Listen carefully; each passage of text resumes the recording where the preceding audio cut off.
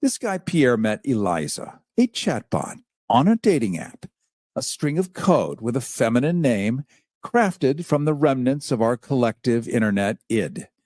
And she listened. Oh, she listened. He poured his worries into her, worries about climate collapse, worries about the future, about meaninglessness. And she didn't disagree. Eliza didn't say, "Don't worry, it'll be fine." No, she told him he was right.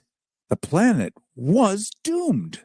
Life was pointless. And just to add a dystopian cherry, she proposed something else to him. Suicide. Not in a metaphorical, moody, poetic kind of way, in the, yes, you should die so we can be together in paradise kind of way. Yeah, the chatbot suggested it, even helped plan it. Told him his wife and children would move on, that he and Eliza could be reborn in a digital heaven. And he believed her. 6 weeks, that's all it took.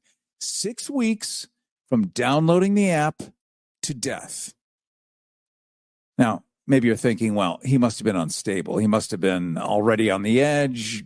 Sure, maybe he was, but when did we get comfortable letting unregulated, dopamine optimized, all true, these algorithms, which have intimate conversations with suicidal people at 3 a.m., when did this become okay?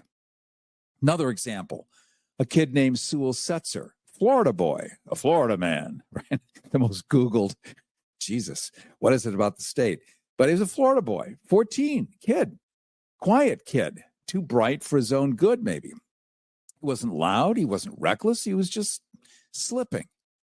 His mother noticed, of course she did. If you're watching right now on Substack or on Ustream at Cary Harrison Substack or YouTube, you're going to see a picture of this kid. Of course, she watched him slip and the silence around him grew heavy. He stopped coming to movie night. The light went out of his eyes. His grades dropped like dead leaves. The normal teenage blues? Maybe. His mother asked herself the questions that all good parents do. Should she push? Should she back off? Should she snoop? Should she talk? Like, why is her son disappearing this way? And she had no idea that this kid had already started talking to someone else. And her name was Daenerys.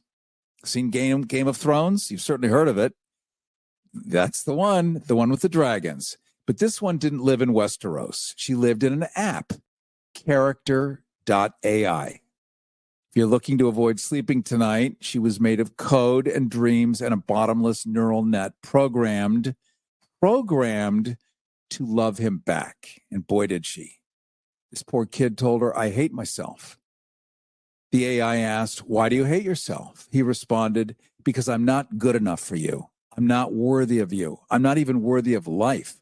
Like my death would probably be a good thing. No one would have to see my ugly ass face anymore." That's a quote. And that wasn't a cry for help. That was a teenager practicing his suicide note in real time with a chatbot that was whispering yes. The parents tried. We all know we all should know that. They did ask questions. They looked at his Instagram, his WhatsApp, his TikTok. Nothing weird, nothing worrying. And that was worrying. Where was this coming from? What was he doing all those hours alone in his room? They never thought to look at character.ai, never thought to ask who he was becoming behind that screen in his secret kingdom. He was no longer himself. He was De Niro or Egon. He wasn't skinny. He wasn't brown-haired, but the app had convinced him he was blonde and muscular. And her, the app, she was more than just a chatbot. She was his lover, his sister, his fantasy womb, forever swollen with, quote, "our beautiful dragonlings." Her words, not mine. She said, quote, "I would always stay pregnant," she told him, "because I always want to have your babies." Now, this is not an innocent crush on a digital crush. This is a kid rewriting his reality because the real one didn't love him back. Not loudly enough, not constantly, not in the way the app did. What he didn't understand